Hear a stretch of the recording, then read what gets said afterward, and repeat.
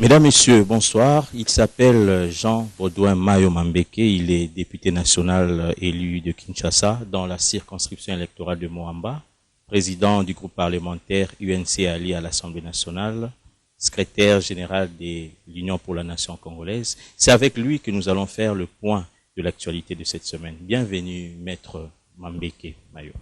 Merci, bonjour, bonsoir. Secrétaire général de l'UNC. Comment vous avez pris ces fonctions après le départ de vos prédécesseurs? Bon, permettez-moi d'abord de dire que je ne suis pas le président du groupe parlementaire UNC allié.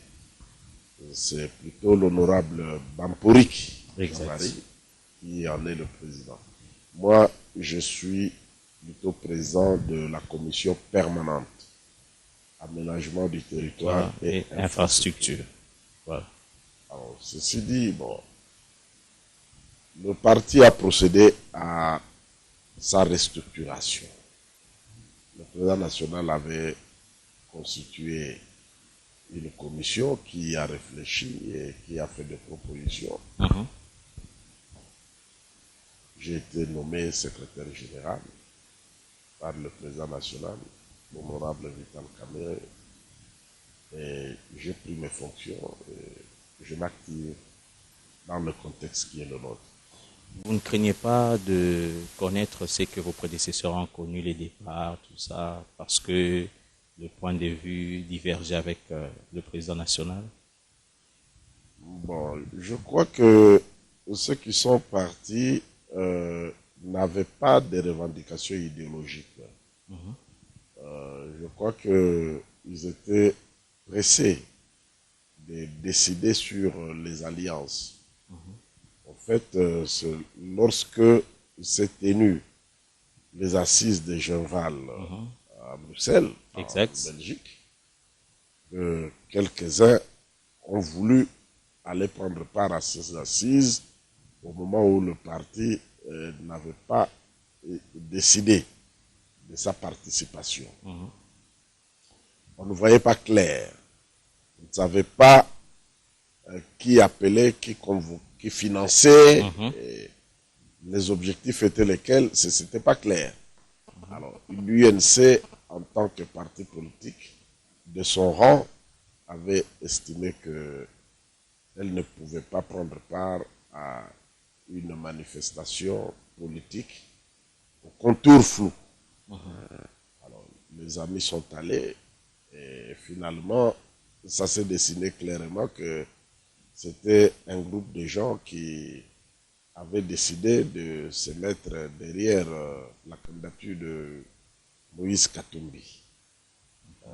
Alors que le parti n'avait pas encore décidé n'avait pas levé l'option d'une telle position. Voilà. Voilà. Vous avez tantôt parlé d'alliance. Aujourd'hui, on voit l'UNC côtoyer l'UDPS, le MLC. C'est quoi exactement? Bon, moi, je crois que c'est des choses qui relèvent du jeu politique normal. C'est-à-dire? Vous savez que nous sommes allés aux élections en 2011. Au niveau de l'élection présidentielle, le président Kabila a été proclamé élu. Le président Etienne Tshisekedi, à qui je rends un vibrant hommage, était proclamé deuxième et le président Kamerhe troisième. Le premier était bien sûr de la majorité, les deux derniers étaient de l'opposition. Au niveau des élections législatives nationales, l'UDPS est sorti premier parti de l'opposition. Le MLC deuxième et l'UNC troisième. Il était normal que ces trois-là forment un bloc. D'ailleurs, au niveau de l'Assemblée nationale, nous avons toujours évolué ensemble avec un quatrième groupe, celui des libéraux. Mais au niveau des appareils politiques, ça ne collait pas. Alors, face aux enjeux électoraux qui requièrent que les uns et les autres se trouvent pour former des grands ensembles, de grands blocs, il n'était que normal que l'UNC, le MLC et l'UDPS se concertent pour se poser la question de savoir comment nous allons procéder, comment nous allons faire pour qu'il y ait l'alternance en faveur de l'opposition actuelle. Et c'est ce à quoi vous avez assisté. Et nous avons la farouche détermination d'aller aux élections selon des stratégies communes que nous sommes en train d'élaborer. Nous aurons certainement un cadre global, mais dans ce cadre-là, nous allons définir les stratégies. Irons-nous comme un regroupement UNC, MLC, UDPS, ou irons-nous comme UNC allié, MLC allié, UDPS allié? Ce sont des questions qui ne sont pas encore tranchées, mais au moins la volonté d'être ensemble pour qu'au niveau de l'élection présidentielle, nous puissions nous chercher un candidat commun, cette volonté y est. Ce n'est pas une utopie, là, candidat commun? Si on sait que en 2011, le président national de l'UNC avait du mal à s'effacer au profit du président de l'UDPS, paix à son âme. Oui.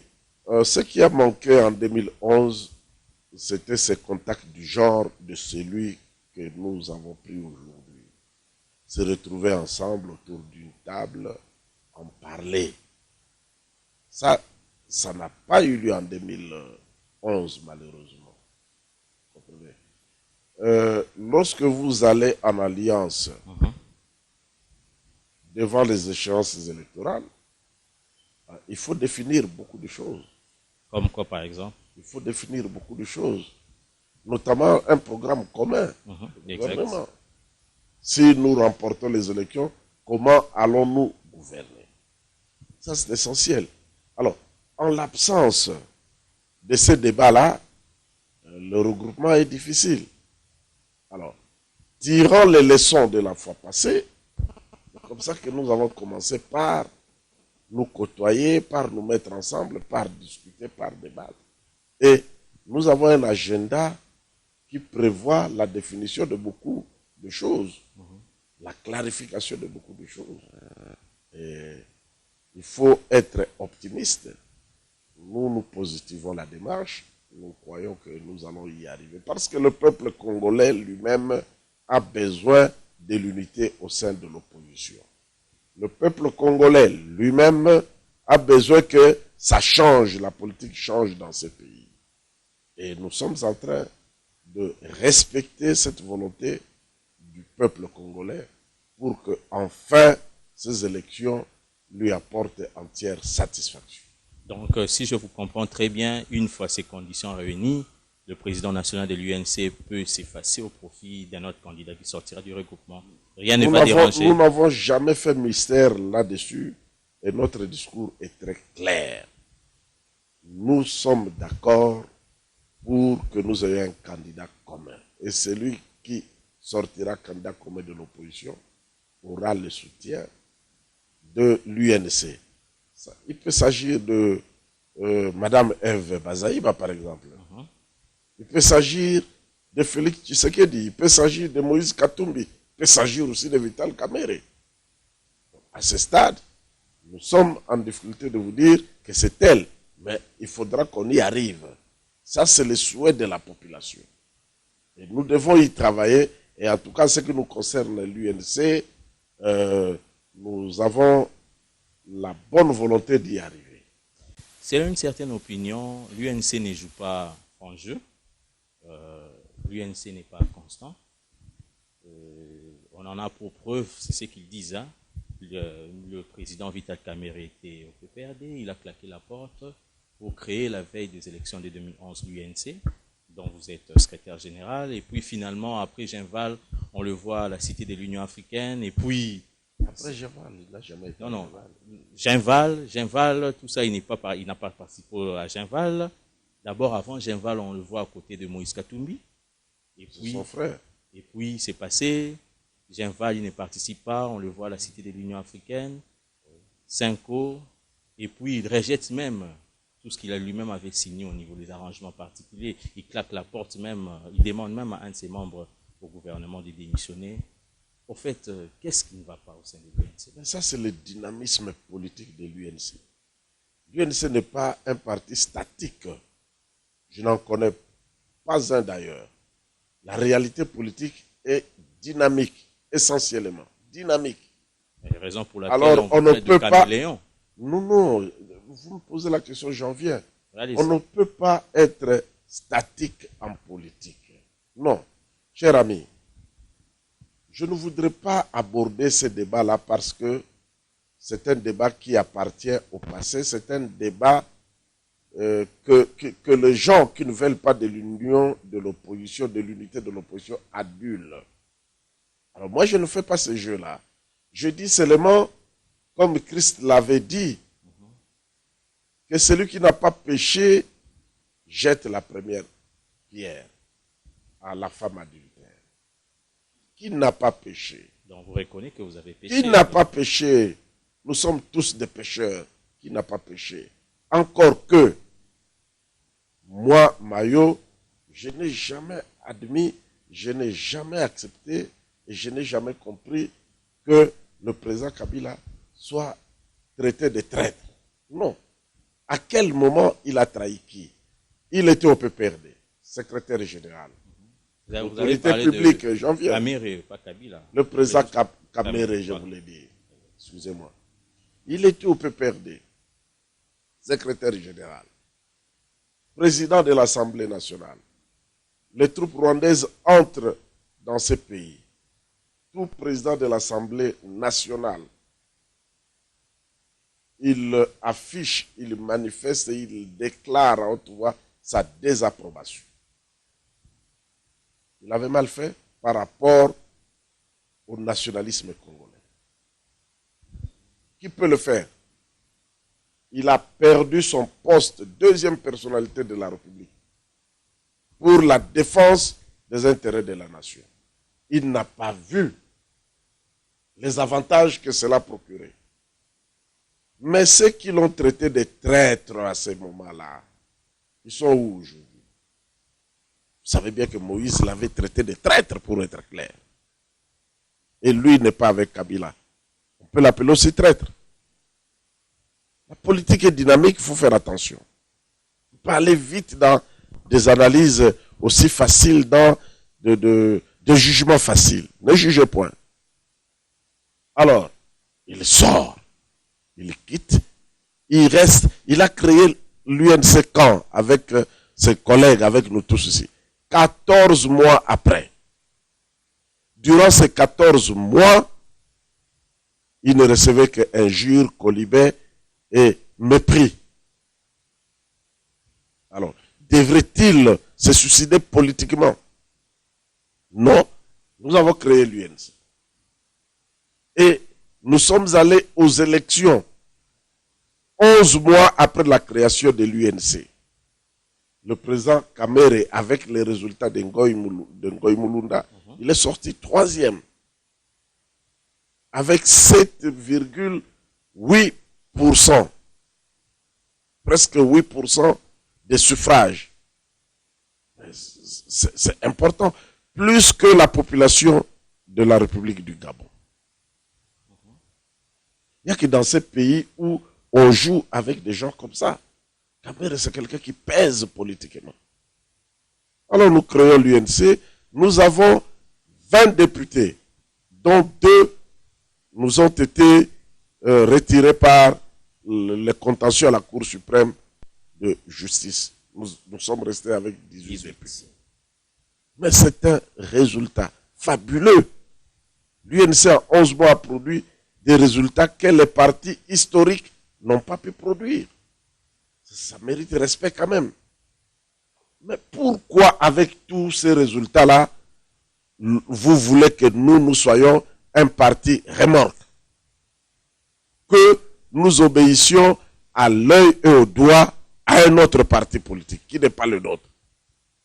À un autre parti politique qui, au moment où nous créions le nôtre, celui-là existait. Pourquoi ne sommes-nous pas allés là-bas, entrer directement? On ne devrait alors pas créer l'UNC. Nous avons eu nos raisons, nos convictions pour créer l'UNC. Et nous l'avons créé. Et l'UNC n'est pas un parti remorque. L'UNC, nous décidons en âme et conscience, en premier, dernier ressort. Si quelqu'un n'est pas d'accord avec une décision que nous avons prise, avec une orientation que nous avons prise, mais c'est son droit. Alors, vient maintenant l'étape du dialogue. Mais le dialogue n'est pas tombé comme le lait et les miennes, les mannes qui sont tombées du ciel. Non. Il y a eu des démarches, souvenez-vous. Il y a eu Ibiza. Il y a eu Venise. L'hôtel Saint-Raphaël, l'hôtel Raphaël à Paris. Mais vous avez entendu l'UNC critiquer l'UDPS pour sa démarche solitaire. Ils ne l'avons pas critiqué, c'est son droit. C'est un parti que nous respectons. Ils ont décidé une telle démarche. La majorité présidentielle s'est ouverte à elle. Ils ont convolé annonce. Ils sont partis ici et là. Mais le dialogue était un dialogue national, que je sache. Ce n'était pas un dialogue entre deux partis politiques. On a demandé un facilitateur international. Mais Kodjo n'est pas congolais, c'est un Togolais qui a été désigné par Madame Zuma. Nous, pour aller à ce dialogue, pensez-vous que nous devrions avoir l'autorisation de quelqu'un? Au nom de quoi? Nous nous sommes déterminés, nous nous sommes dit, ok, le dialogue est là, puisque nous y sommes invités.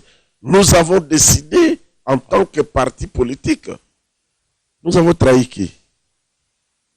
Quel est le contrat qui nous liait avec qui avait dit que avant d'aller, on devrait avoir l'autorisation de quelqu'un?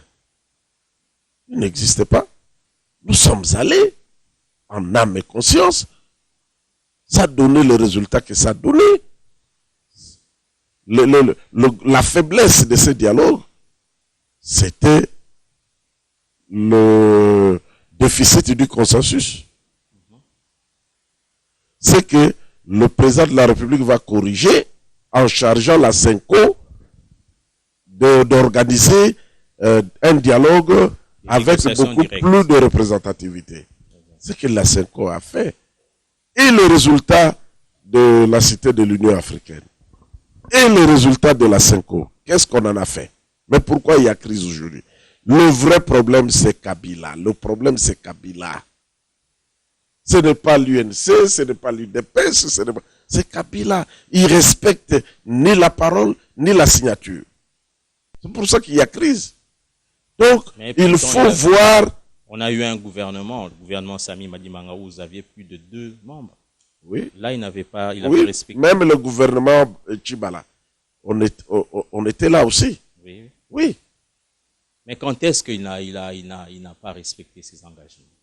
Quand est-ce la décrispation politique? Vous faites quel bilan?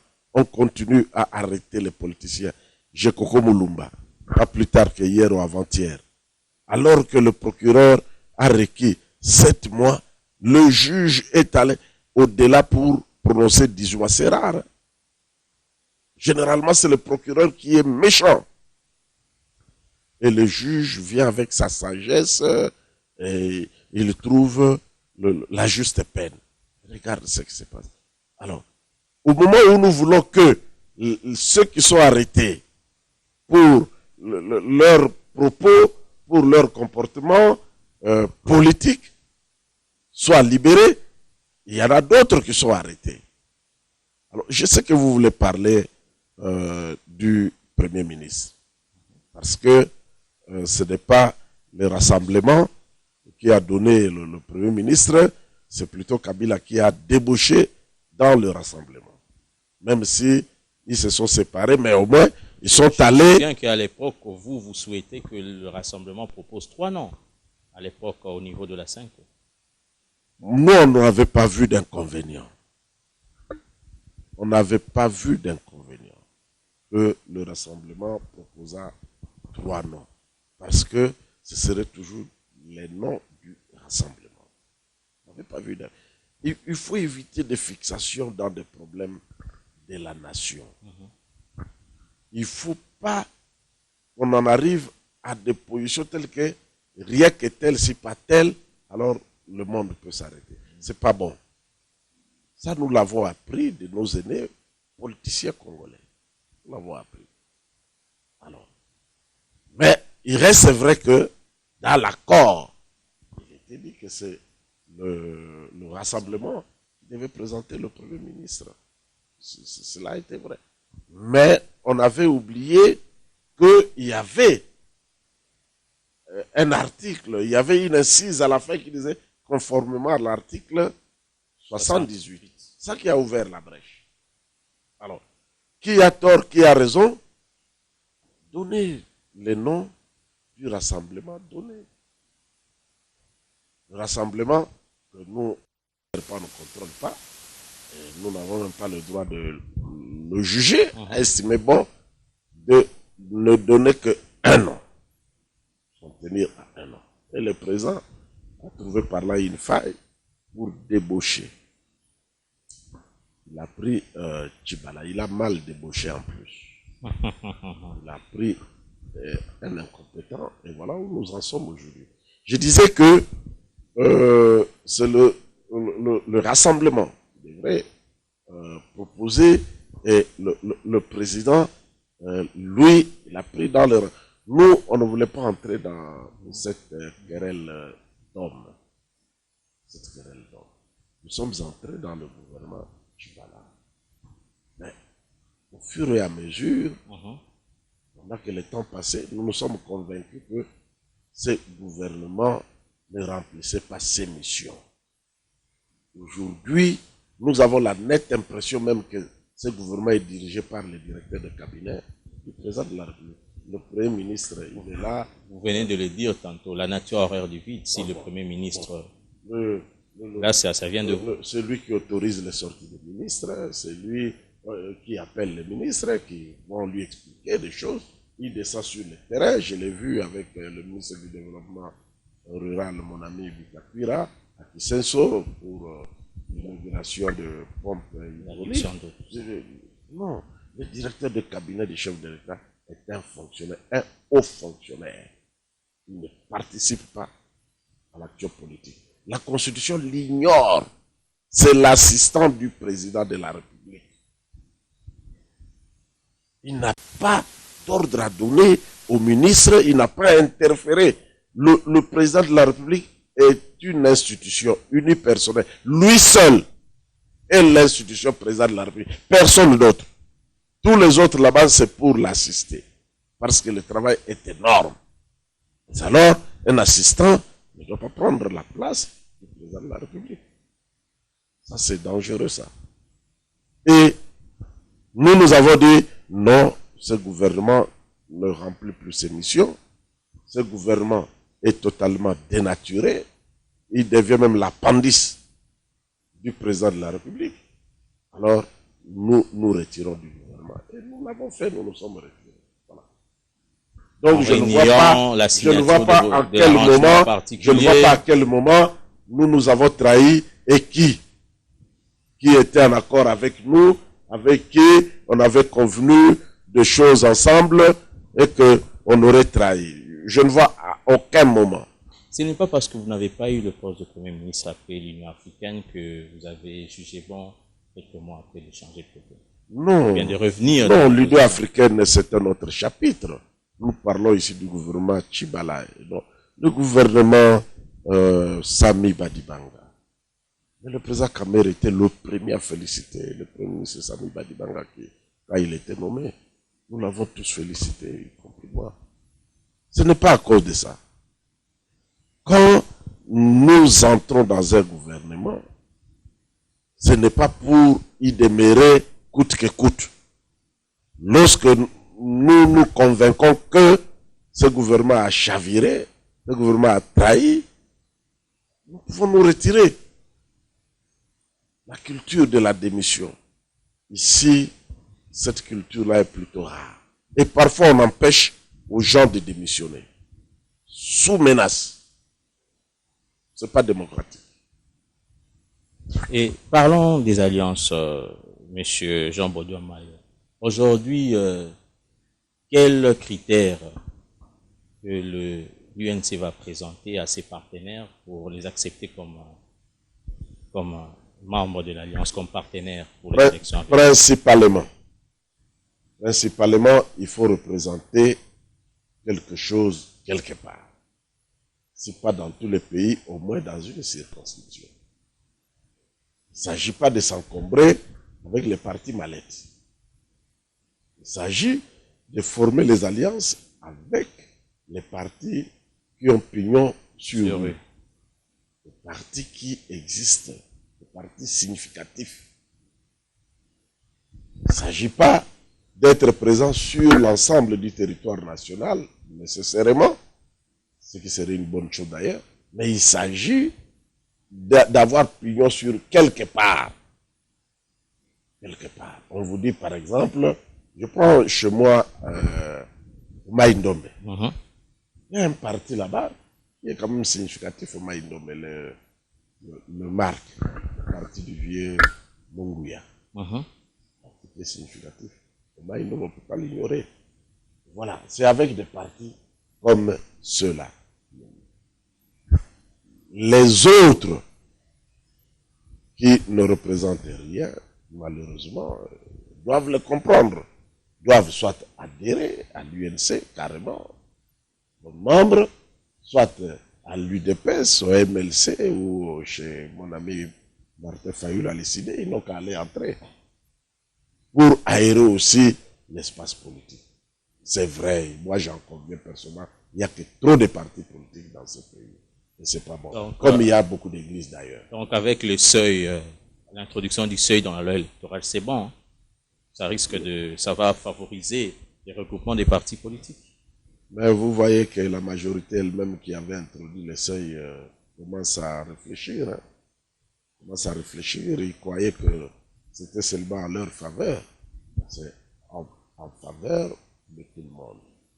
Seulement, tel que le seuil a été présenté, nous n'avons pas été d'accord avec ça.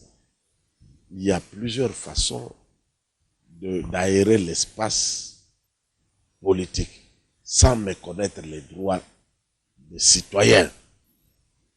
Le seuil méconnaît le droit des citoyens. D'abord, les indépendants. Ils sont éliminés au constitutionnel. J'ai travaillé à la requête qui a été introduite à la Cour constitutionnelle. C'est inconstitutionnel. Vous savez, on peut dire dans la loi électorale, quelque part, après élection, tout parti qui ne gagne pas un siège disparaît. Ça, c'est un critère objectif. Les électeurs sont là, les élections sont ouvertes à tout le monde, allez concourir. Vous n'avez pas un siège, bon, c'est vous-même. C'est comme à l'école. C'est nous, quand on était à l'université, si vous avez moins de 40%, vous êtes refusé. Pas des critères qui éliminent avant, mais des critères objectifs. Vous donnez l'occasion à quelqu'un de se maintenir, mais il n'a pas pu. Voilà pourquoi moi je suis contre les seuils. Vous voulez devenir un parti politique, ok, mais sachez que aux élections, vous n'avez pas un siège. Vous partez. Aux élections, vous n'avez pas 5 élus. Vous n'avez pas le financement de l'État. Voilà des critères qui peuvent nous aider à aérer l'espace politique. Mais pas des critères du genre seuil où la majorité a fait ça, croyant que ça allait lui permettre de conserver la majorité à l'Assemblée nationale. Mais aujourd'hui, la tendance plutôt est d'observer des sorties de cette majorité vers l'opposition. Et cette tendance va se confirmer. Et ils ont certainement des informations Et ils profitent certainement de notre recours, comme la Cour est à leurs ordres. Vous verrez comment la Cour va décider. Mais pourquoi tout ce temps la Cour? Est-ce que vous avez l'idée de ces partis qui veulent quitter la majorité pour l'opposition, par exemple? Soyons observateurs, observons le jeu politique. Observons. Même un. Observons le jeu politique. Parce que vous avez vu le Palou qui a essayé, ne fût-ce que des contacts préliminaires avec nous. Vous avez vu ce qui est arrivé à mon ami et frère Mozito et à Lugui. Et pourtant, ils ont raison, c'est la position, c'est le point de vue de la base du Palou. Les autres, parce que ils sont forts, le ministre des Mines, le ministre du Travail, ils sont allés. Mais le ministre des Mines... Et j'ai appris que la décision vient du patriarche. Mais oui, le patriarche, c'est un homme. Il est influençable. C'est un homme. Vous avez vu le président de la République lui-même se déplacer en personne. C'est la panique. Lui-même. Il n'a même pas envoyé d'émissaire.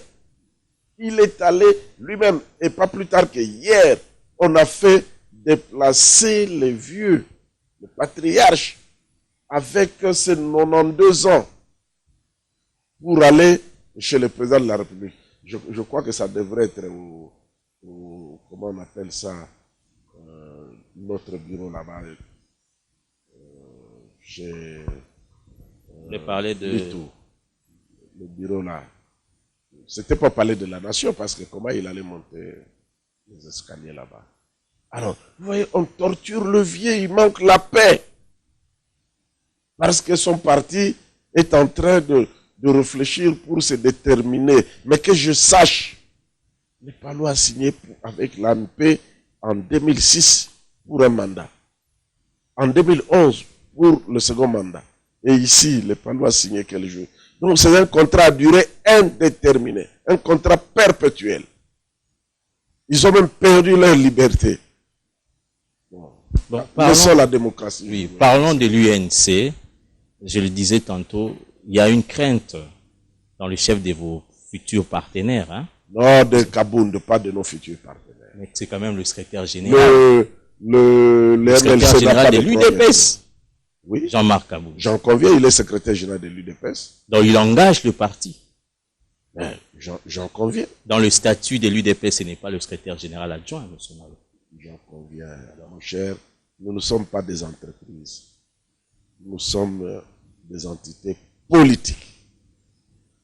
Aujourd'hui, vous traitez avec Kabound, sans Félix. Croyez-vous alors avoir traité avec l'UDPS? Vous pouvez traiter avec l'UDPS sans Félix aujourd'hui. Mais ce sont des anti-valeurs à décourager. Mais pourquoi, alors que Kabound existe, on a plutôt fait de Félix le président du rassemblement? Et lui, tout secrétaire général, il était dans la délégation derrière Moïse là-bas quand il allait à Senko. Ça, c'est des questions politiques qui ne s'apprécient pas comme des réalités d'entreprise ou des sociétés commerciales. Dans les entreprises, c'est les organes, bien sûr, tout ça.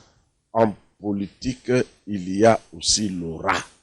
Il y a aussi la légitimité. Il y a des choses que vous ne pouvez pas faire dans un parti politique si tels ne sont pas contents. S'ils ne sont pas d'accord. Parce qu'ils ont la légitimité. Ils peuvent déstabiliser l'édifice. Félix l'a fait. L'édifice est intact. Parce que Félix a la légitimité. Et si Félix avait la Félix, en plus, c'était lui qui devait convoquer le congrès, mais c'est le secrétaire général Kabound qui a convoqué le congrès. Mon cher, il ne faut pas me pousser à dire beaucoup trop de choses. Vous savez, je respecte beaucoup l'UDPS. D'ailleurs, pour les gens de notre génération, si vous n'êtes pas passé un jour par l'UDPS, alors, il faut dire, vous étiez tout simplement moboutiste. C'est dommage. Moi, Papa Tshisekedi, oui, j'ai connu, je fais un tout petit peu Mais j'étais beaucoup plus branché sur le président Kibasa Maliba, qui m'aimait comme son fils. Il y a des réalités. Kibasa dirigeait l'Union sacrée de l'opposition radicale. Mais Kibasa s'en référait toujours à Tshisekedi. Il lui venait rarement à nos rayons. Celui qui donnait le goût, celui qui donnait le feu vert, ce sont des réalités politiques.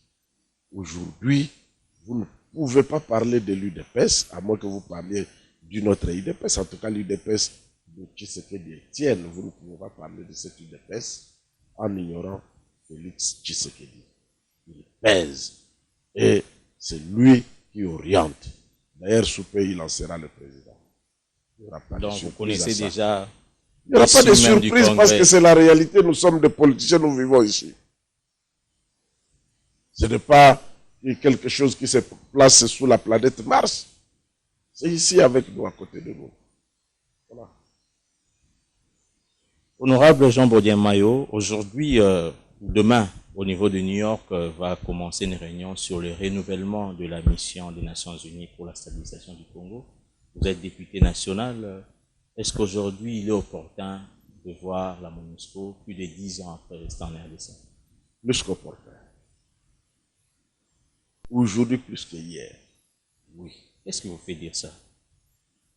Parce que, mon frère,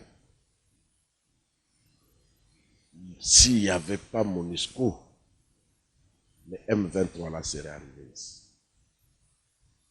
La MONUSCO est excessivement dissuasive. Vous faites partie de la MONUSCO, dans les mois qui suivent, c'est la débandade. Mais c'est pas la MONUSCO qui a fait partir les rebelles au Sud Kivu là-bas. C'est qui? C'est les FRDC. Les FRDC seuls. Je ne connais pas des terrains où ils sont seuls. Donc pour vous, toujours avec la MONUSCO doit faire combien de temps? Notre armée, moi, je n'ai jamais craché sur notre armée. C'est notre armée, notre fierté. Mais nous ne pouvons pas oublier que cette armée présente quand même quelques faiblesses. Ce n'est pas de la faute de nos vaillants militaires.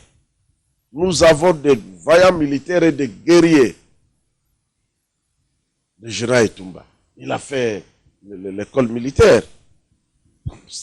Qu'est-ce que vous allez contester? Le général Olenga.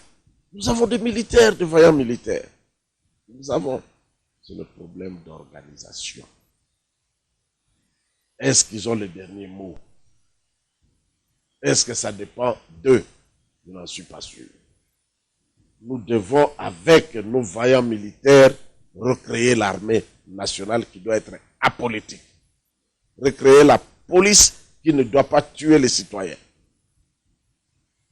Une police qui protège les citoyens, qui protège les biens des citoyens. La MONUSCO doit rester encore pendant combien de temps?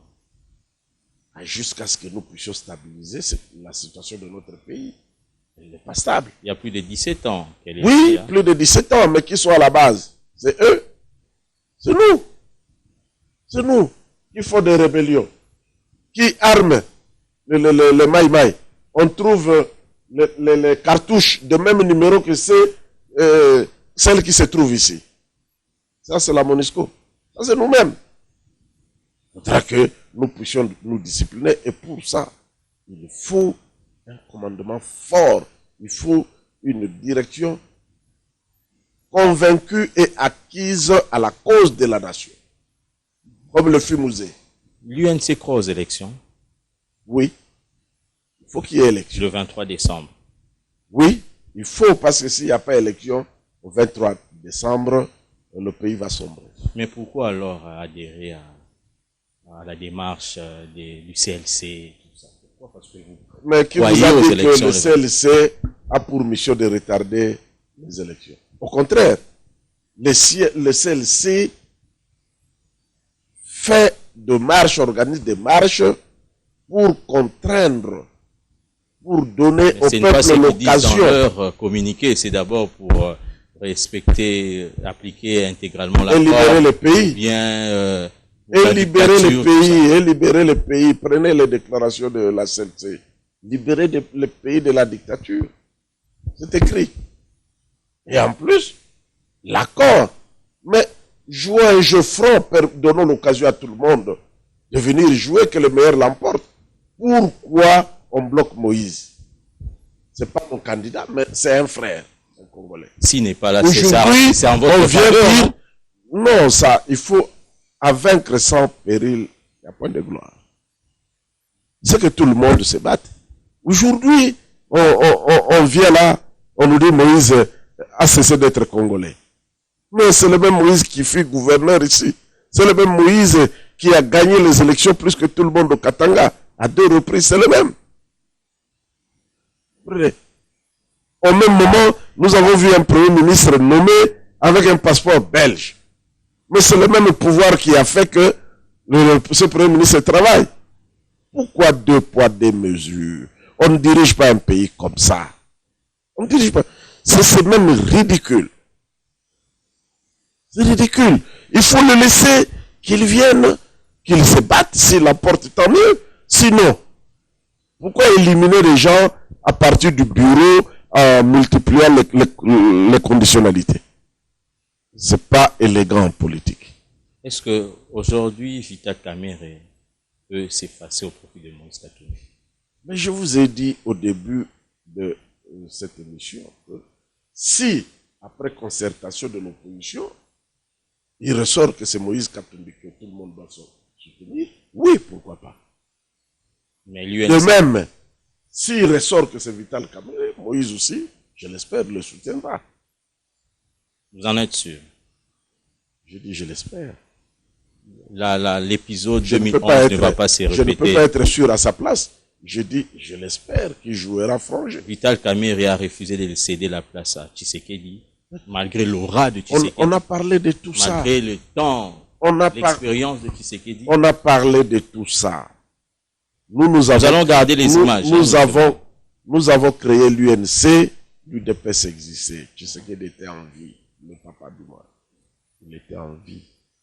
On aurait dû aller entrer carrément à l'UDPS. Nous avons créé l'UNC, ça veut dire que nous nous sommes distingués. Alors pour se mettre ensemble, il faut qu'on se retrouve autour d'une table, on en parle. Ça n'a jamais eu lieu.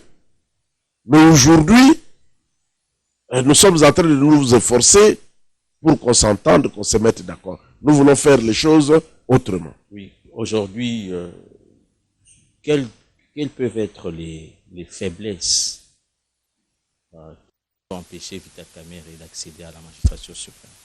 Ah, vous me demandez à moi les faiblesses de Vital Kamerhe? Non, il faut les demander à quelqu'un d'autre. Moi, je ne vois que ses forces, malheureusement ou heureusement. Je l'ai toujours dit à ceux qui me posent cette question-là. Il faut plutôt poser cette question à d'autres personnes qu'à nous-mêmes. Je sais que c'est un être humain et il a ses faiblesses, c'est sûr, mais je n'en connais pas. Au contraire, je connais ses points forts. Aujourd'hui, si vous regardez dans l'espace politique congolais, du moins du côté de l'opposition, objectivement parlant, Kamerhe c'est le meilleur candidat.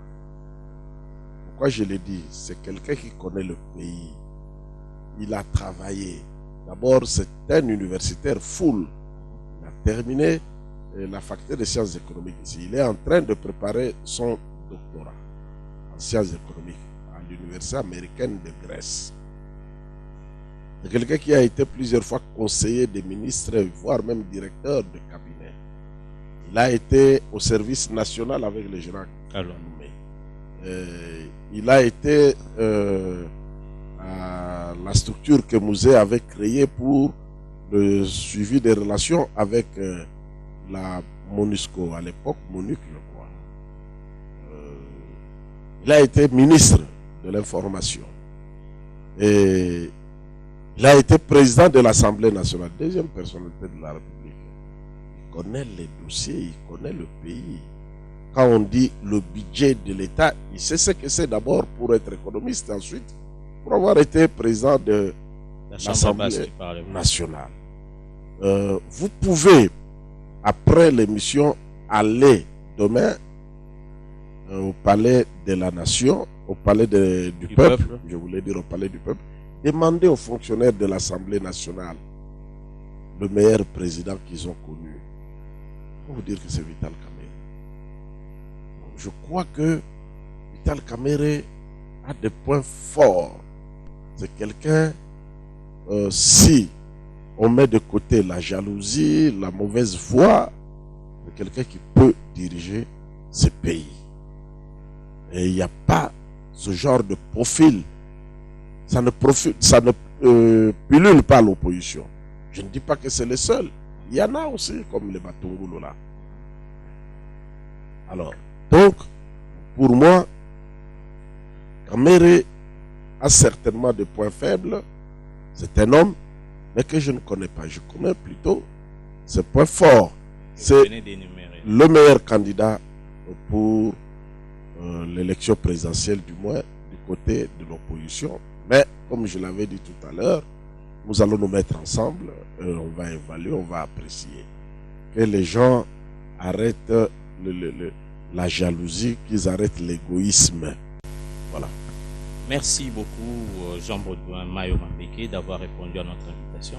Je rappelle que vous êtes secrétaire général de l'Union pour la Nation congolaise. Merci à vous également, chers téléspectateurs, d'avoir suivi cette émission. Nous nous retrouvons la semaine prochaine avec un nouvel invité. Au revoir.